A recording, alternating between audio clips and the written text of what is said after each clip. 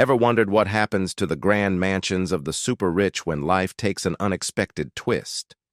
Behind the gates of Hollywood's most extravagant estates lie stories of secrets, scandals, and stunning downfalls. Some of the biggest stars can't sell their extravagant homes no matter how much they slash the price. These places have it all: pools, private movie theaters, and even their own zoos. But now they sit abandoned, crumbling, and completely unwanted. From eerie haunted mansions to estates larger than luxury hotels, here are 10 celebrity homes with stories you won't believe. Number 1. Michael Jackson's Neverland Ranch.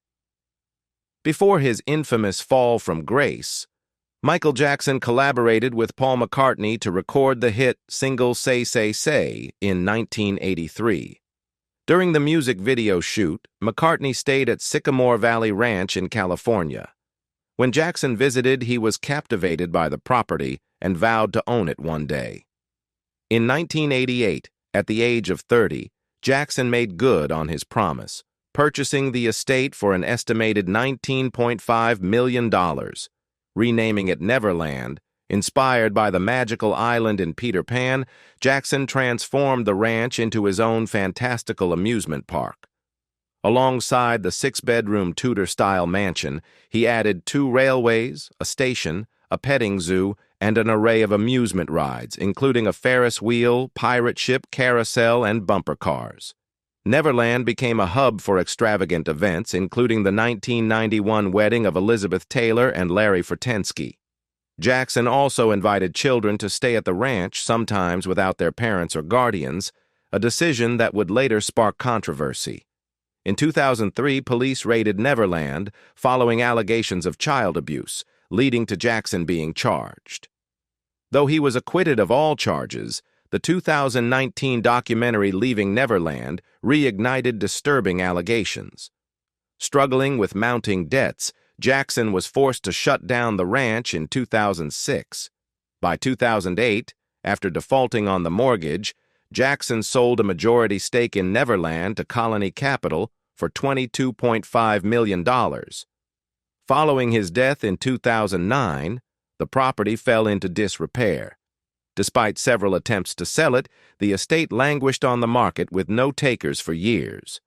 Finally, in December 2020, billionaire Ron Burkle, a former associate of Jackson, purchased Neverland for $22 million, nearly $80 million below its original asking price.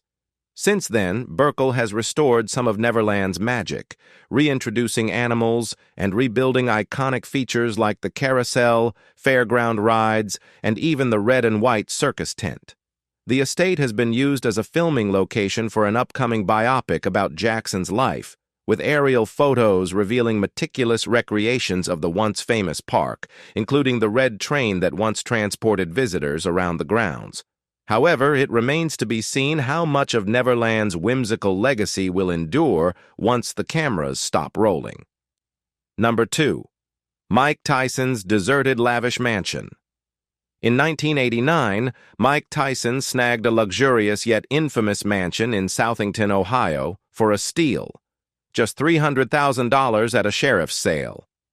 The 25,000-square-foot estate, originally built in 1979 by politician Ted Vannelli, came with a tainted history, as Vannelli later served time for corruption charges. Tyson, at the height of his career, spared no expense turning the mansion into a jaw-dropping showcase. The sprawling 5-bedroom property boasted an enormous indoor pool, 2 oversized kitchens, extravagant marble floors, crystal chandeliers, zebra print carpets, and even 3 cages for his prized Bengal tigers. But this house seemed to carry a streak of bad luck. 3 of its owners, including Tyson himself, ended up behind bars. In 1992, Tyson was sentenced to 3 years in prison, but he returned to the mansion after his release in 1995.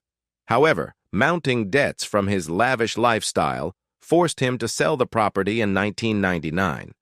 Tyson made a tidy profit, selling it for $1.3 million to infomercial mogul Paul Manea. Minaya, unfortunately, continued the mansion's streak of misfortune. He was jailed in 2007 for money laundering, and the property was seized again. Left abandoned, the once glittering estate fell into disrepair. It was auctioned off in 2010 to Ron Hemmelgarn, a health club entrepreneur and racing team owner. Though Hemmelgarn restored parts of the mansion, he never moved in, leaving behind remnants like Tyson's opulent $2 million bathtub. In 2014, the estate found new life when it was acquired by the Living Word Sanctuary Church. Today, it serves as a place of worship and community gathering, though the mansion's walls likely still hold echoes of its tumultuous past. From tiger cages to tales of redemption, this property's history is as wild as its former owners. Number 3. P. Diddy's Woodland Estate. Nestled in the wooded suburbs of Sandy Springs, just outside Atlanta, Georgia, sits a forgotten mansion that's seen better days. Despite its current state of disrepair, the grand Italian Baroque-style exterior still stands tall, surrounded by dense trees on a 7-acre gated lot. This estate was once owned by the troubled rapper and music mogul Sean Combs, better known as P. Diddy. Combs, who is currently facing serious legal challenges, including charges of sex trafficking and racketeering, bought the mansion in 2003 for $2.6 million from local businessman H.J. Newton. Newton, who owned car dealerships across Georgia and Tennessee, had originally built the property in 1987. At the time of the purchase, Combs had business interests in the area, including his Justin's restaurant in Buckhead, which he opened in 1998. He also owned land in nearby Fayetteville. The mansion, however, would soon become a symbol of unfulfilled ambitions.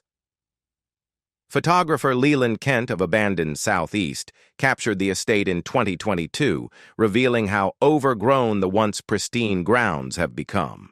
When Combs first bought the property, he might have been looking for more than just a new home.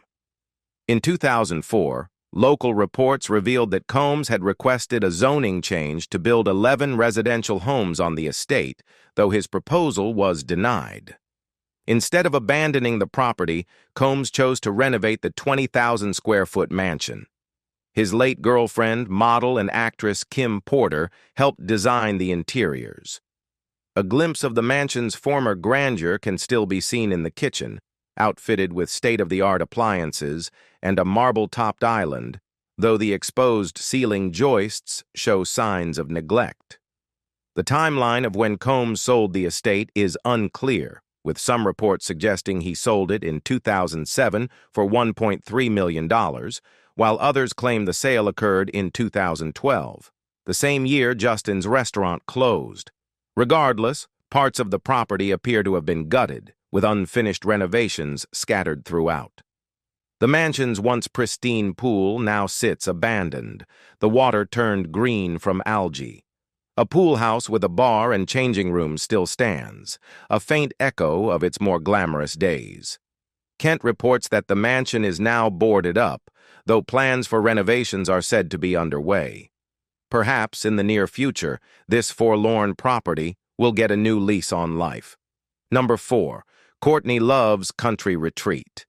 In 2018, Courtney Love listed her rundown 3-bedroom, 2-bathroom country retreat in Olympia, Washington for $320,000 through Virgil Adams Real Estate. The property, sitting on 7 acres, had been empty for years and was in serious disrepair. Love, the singer, actress, and widow of Nirvana's Kurt Cobain, bought the place in 1995, just a year after her husband's passing, for $447,000. When she listed it for sale, the realtor didn't sugarcoat the situation, describing the home as a major fixer that needed a ton of work to make it livable again. It was clear that the house had been neglected for years, and Love hadn't stayed there in a long time. The listing noted the property also included several outbuildings in need of attention, and Love had already tried to sell it in 2011 without success. Inside, the house was in rough shape, and the barn was covered in graffiti with bricks scattered on the floor. The outhouse was crying out for an overhaul, and the guest cottage had suffered significant fire damage. Given the poor condition of the property, it wasn't surprising that the price was set low. However, by August 2018, a buyer was found. Since the sale, the estate has been completely refurbished and is now a beautiful family home. Number 5. Liza Minnelli's childhood home. Built in 1925 and later redesigned by the renowned Hollywood Regency architect John Elgin Wolfe. This Spanish Revival mansion in Beverly Hills was bought by Oscar-winning director Vincente Minnelli in the mid-1950s after his divorce from Judy Garland. Their daughter, Liza Minnelli, spent much of her childhood at the home. Vincente and Judy married in June 1945, and just months later, in March 1946, they welcomed Liza into the world. Unfortunately, their marriage quickly unraveled. While Minnelli's career soared, he won the Best Director Oscar for Gigi in 1958, Garland's career faced steep declines. After being fired from MGM, Garland struggled with her mental health, and the couple divorced in 1951. Following the split, Vincente Minnelli lavishly decorated the Crescent Drive home, filling it with chandeliers, rich fabrics, and opulent furnishings. When Minnelli passed away in 1986 at the age of 83, the property was left to Liza, who was by then an established Hollywood star. However, there was one condition. Minnelli requested that his fourth wife, Lee, be allowed to stay in the house for as long as she wished. The arrangement worked smoothly until 2000, when Liza decided to sell the mansion. Lee, however, refused to leave, even after being offered a condo and despite the house being sold in 2002. Things became complicated when Liza stopped paying the bills and ceased paying the household staff, leaving them to work without compensation. Lee filed a lawsuit against Liza, but the case was dropped when Liza agreed to cover rent for the new owner so Lee could remain in the house. Lee lived in the mansion until her death in 2009. Afterward, the home was left to deteriorate, its grandeur slipping away. In 2014, urban explorer Adam the Woo visited the decaying estate, documenting its state on his YouTube channel. The photos revealed a house in severe disrepair. Ceiling holes, peeling wallpaper, and scattered debris filled the once grand rooms. Unfortunately, the mansion seems to have been abandoned ever since. Number 6. Bruce Lee's Hong Kong home. Widely regarded as the most influential martial artist of all time, Bruce Lee returned to Hong Kong in 1971 after finding success in Hollywood. Tired of being typecast in supporting roles and stereotypical TV characters, he had big plans to make his own kung fu films. Lee lived in a 2-story townhouse with his wife, Linda Lee Cadwell, and their 2 children, Brandon and Shannon. The home, located on Cumberland Road in Kowloon Tong, an upscale neighborhood filled with mansions, was affectionately known as the Crane's Nest. During his time there, Lee made several iconic films that would cement his legacy, including Fists of Fury and Enter the Dragon. The latter was released in Hong Kong just 6 days after his sudden death in 1973 at the age of 32. After Bruce Lee's passing, the house was quickly bought by Chinese philanthropist Yu Panglin in 1974. Over the years, the property was converted into a love hotel where rooms could be rented by the hour. Panglin later expressed intentions to sell the house to raise funds for the victims of the 2008 Sichuan earthquake, according to the South China Morning Post. However, Lee's fans campaigned for the home to be preserved as a tribute, and although Panglin requested permission to turn it into a museum, his proposal was rejected by the government. When Panglin passed away in 2015, he left the mansion and his entire estate to charity.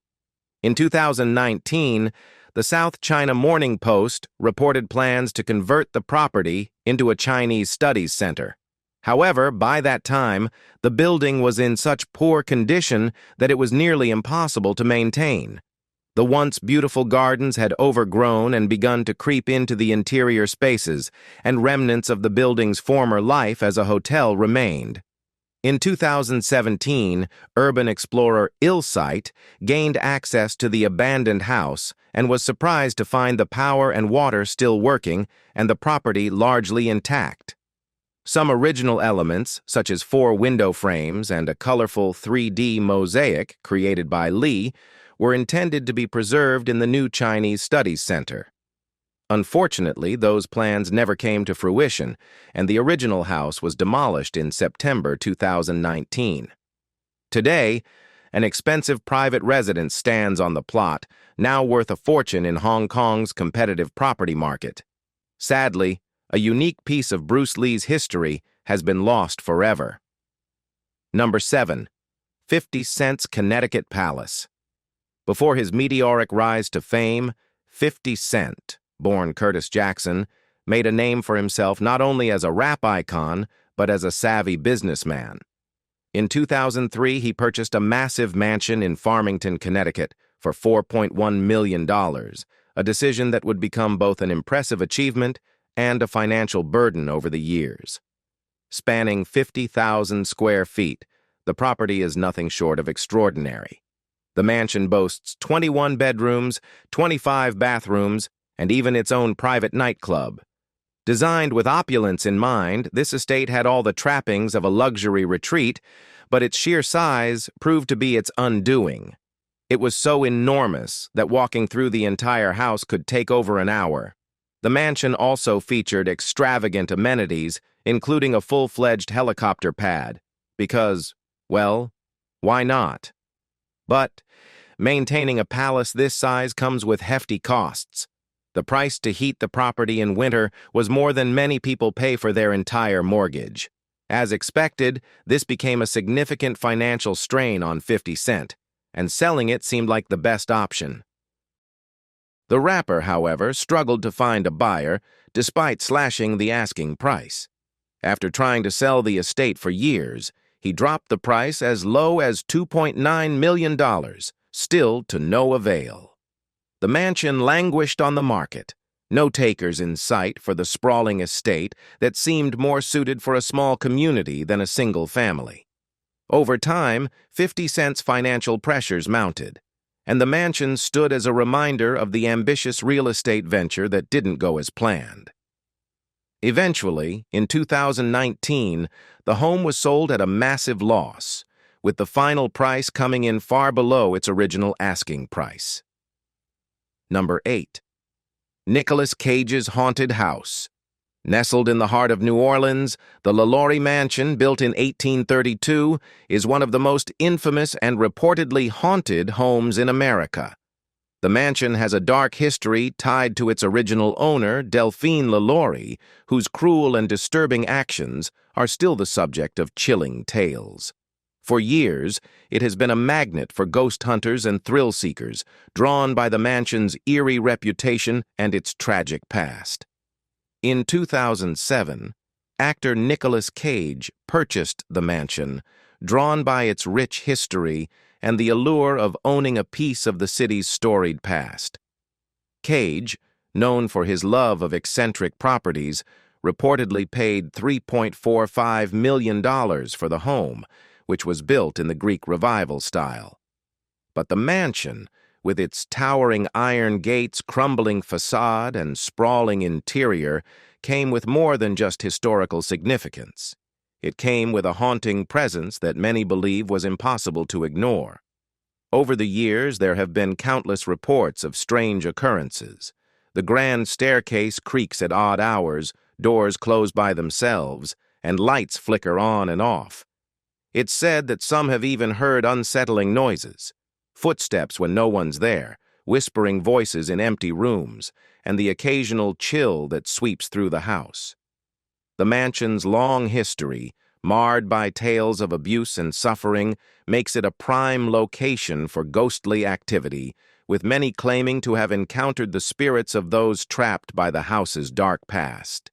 Despite its allure, Cage struggled to maintain the property. The haunting nature of the home, coupled with the high costs of upkeep, ultimately led him to sell the mansion in 2009, reportedly at a significant loss. The mansion continues to stand, its ghostly reputation growing with each passing year. Number 9. Jackie Collins' Beverly Hills dream home. In the heart of Beverly Hills, Jackie Collins' dream home stood as a testament to her larger-than-life persona, a 20,000-square-foot mansion fit for the queen of glamorous fiction. A sprawling estate nestled in one of the most exclusive neighborhoods in Los Angeles, this mansion was as extravagant as the characters Collins created in her novels about the rich and famous. Designed to reflect the opulence of her stories, the mansion featured everything a Hollywood icon could want. A massive art gallery, a state-of-the-art movie theater that could accommodate 100 guests, and a gym that outclassed most commercial fitness centers. One of the home's crowning jewels was the library, a room filled with rare and valuable books, showcasing Collins's lifelong love for literature. The mansion was undoubtedly a sanctuary, a place for Collins to retreat to after years of writing bestsellers that captivated millions. The property was a work of art in itself, with meticulously crafted rooms, sprawling outdoor spaces, and every luxury imaginable. But despite its grandeur, the mansion's upkeep proved to be too much for potential buyers. Nestled in an area where billionaires are commonplace, the mansion remained unsold for years. Perhaps the staggering costs of maintaining such a vast estate, including the upkeep of its many rooms and the expensive utilities, scared off potential buyers. After all, keeping a house this size running is more expensive than most people's annual salary. By the time Jackie Collins passed away in 2015, the property had become a white elephant, beautiful but burdensome. The bills continued to mount, and despite its lavish design and storied past, no one seemed willing to take on the responsibility of such a monumental estate. Today, the mansion remains largely unoccupied, its luxurious rooms echoing with the ghost of its former owner. While some may see it as a piece of Hollywood history, others view it as a reminder of the toll that maintaining such opulence can take. And while Collins' legacy lives on in her books, this mansion may remain a cautionary tale of the dark side of fame, fortune, and a mansion that, for all its beauty, just couldn't find a buyer. Number 10. Whitney Houston's New Jersey estate. Whitney Houston's former estate in Mendham, New Jersey, feels like something straight out of a fairy tale, but with a tragic twist. Spanning 5 acres, the mansion was more than just a home. It was a sanctuary for the pop icon, a place where she could escape the pressures of fame and live in luxury. The house was equipped with everything one could dream of: a grand movie theater, a recording studio where Whitney crafted some of her biggest hits, and even a personal salon where she could get pampered without leaving the estate. Inside, the mansion boasted an array of opulent features. Everything from a stunning indoor pool surrounded by elegant decor to a sprawling game room filled with vintage arcade machines from the 1980s. Every corner of the estate reflected Whitney's larger-than-life persona, and the lavish touches made it clear that this was a home built for someone who had achieved everything, yet still sought peace and comfort in a world that demanded more of her. But despite its grandeur, the estate has remained vacant for years, with no one eager to take on the burden of maintaining such a lavish property. Even though the home was listed multiple times, the price kept dropping lower and lower, yet no buyer emerged. Perhaps it was the massive cost of repairs and upkeep that scared people off. After all, the mansion had sat empty for far too long, and many of its luxurious features were showing signs of neglect. The once pristine indoor pool and game room were now shadowed by the weight of time, making it seem less like a glamorous retreat and more like a haunting reminder of Whitney's troubled final years. In the years following her tragic death in 2012, the mansion's fate became intertwined with the pain of the past. What was once a place of creativity and escape for one of the world's most celebrated artists now stood as a symbol of lost potential and unfulfilled dreams. The house, with its regal rooms and beautiful landscape, seemed to echo with the sounds of music long gone, a silent witness to the magic that had once filled it. Despite several attempts to sell it, Whitney's New Jersey estate never found a new owner. The mansion's heavy price tag, paired with the reality of its needed repairs, meant it remained locked in time, a forgotten relic of the singer's glory days. Even as its price was slashed, the house seemed more and more like an impossible dream, beautiful, but ultimately too costly to revive. Can you believe all these incredible mansions are just sitting empty? It's wild to think. Sometimes even the wealthiest and most famous people end up with houses that are just too massive to sell. So, which one was your favorite? I'd love to hear which mansion you'd choose to live in, if you could handle those bills, of course. Make sure to like this video and subscribe for more jaw-dropping abandoned places. Don't forget to hit the notification bell so you never miss our next video on outrageous celebrity homes. Thanks for watching, and we'll catch you next time.